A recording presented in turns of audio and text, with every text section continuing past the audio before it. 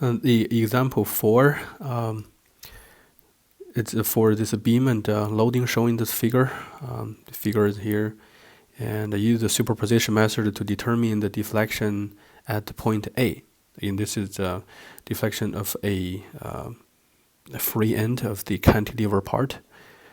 But in this case, we didn't have concentrated load. You just have a concentrated bending moment at the free end of the cantilever part. And you have a distributed load on this simply supported part. But the splitting will be the same, right? So we split it into a cantilever beam 1, and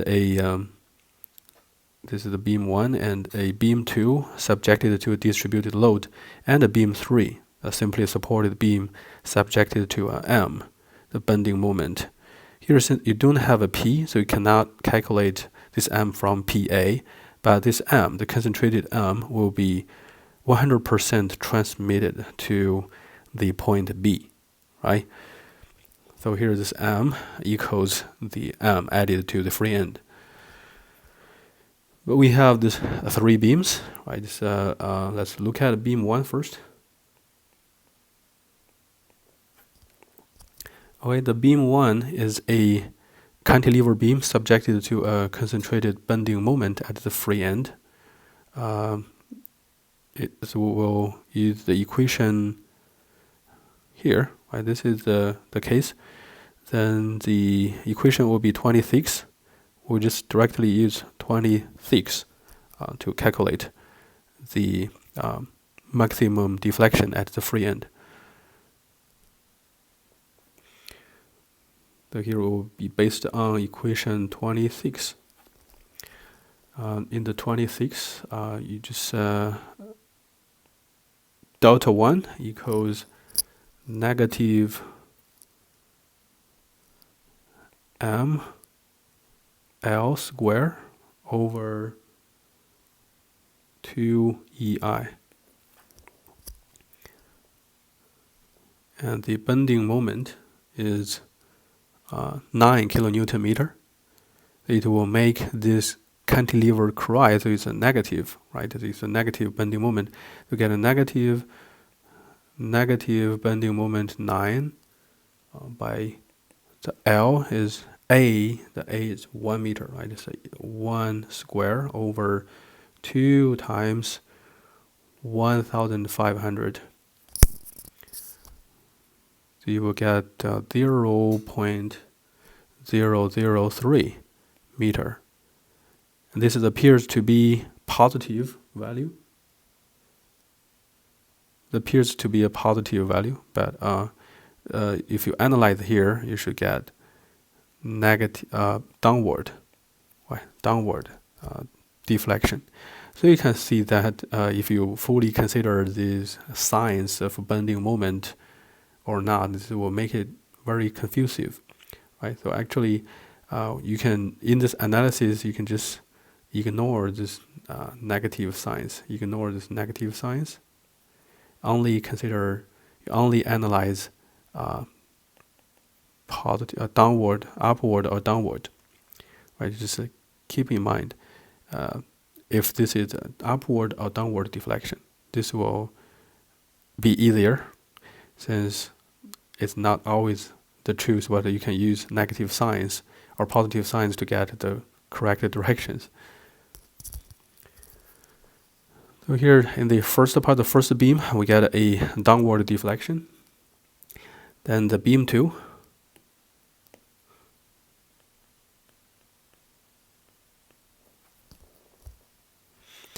And the beam 2 is shown here. It's just a simply supported beam subjected to a distributed load with a maximum value of W0. So we can go to cantilever table, simply supported beam table, and okay, the case is here, right?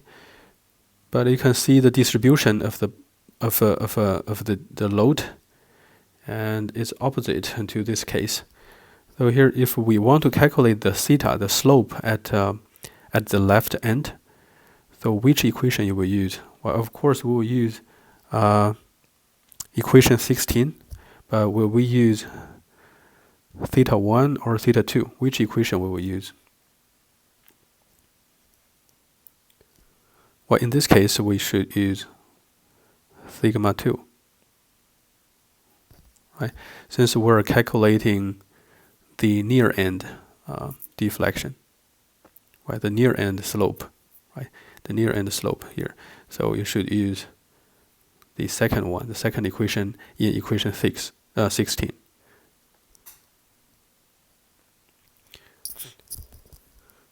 Okay, so here we will use equation 16 and the sigma 2 equation. Right. So here the sigma B2 here, so we'll use the equation 16, so it can be calculated as W0 L cube over 45 EI. W0 is 18. The L here is the B value, right? The B here is 3 meters. So you got a 3 cube over 45 by 1,500. And you will get 0.0072 radian. So now you can focus on this triangle.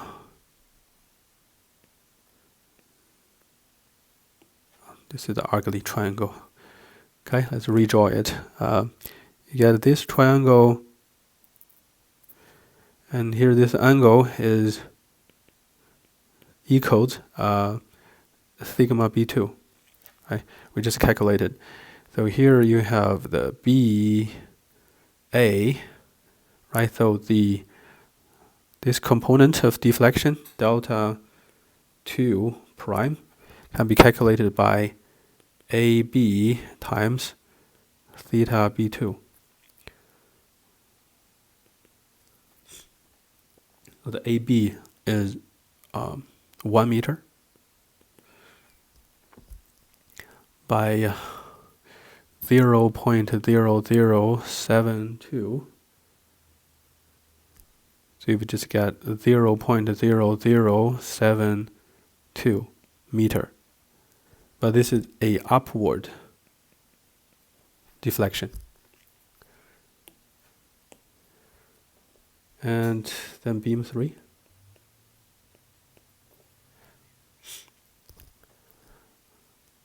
Beam 3 is just a simply supported beam subjected to a concentrated bending moment at the left end. Then we're calculating the angle at the left end, right? This is which equation? Let's look at here. This will be this case, right? Of course, we'll use 11. No, that's the equation 7, right? Equation 7. But which one? Which equation you will select this time? So this time we're calculating the slope at the near end, or nearby the concentrated bending moment. So we just use theta 1, right? So we'll select as theta 1, this equation. So this will be equation 7 with theta 1. But what we're calculating in this case is called a theta B3. Right, this will be ML over 3 EI.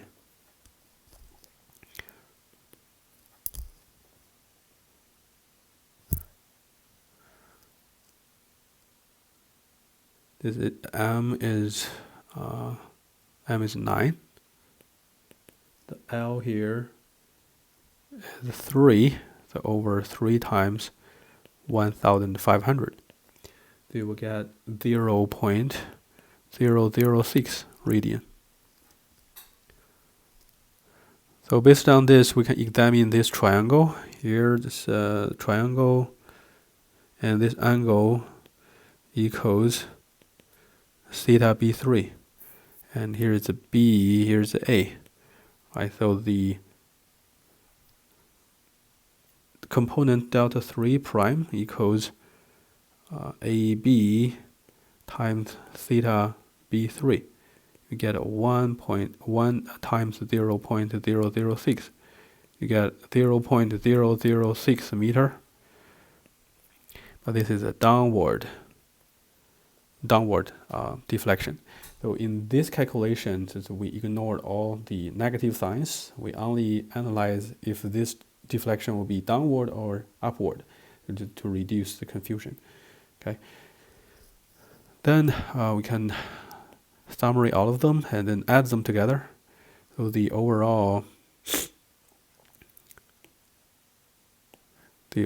deflection at point A can be calculated by adding all of the three components together. This is the first component downward, second component upward, and the third component downward. So we can add a negative sign to them, right? So we'll get negative signs to the downward deflections.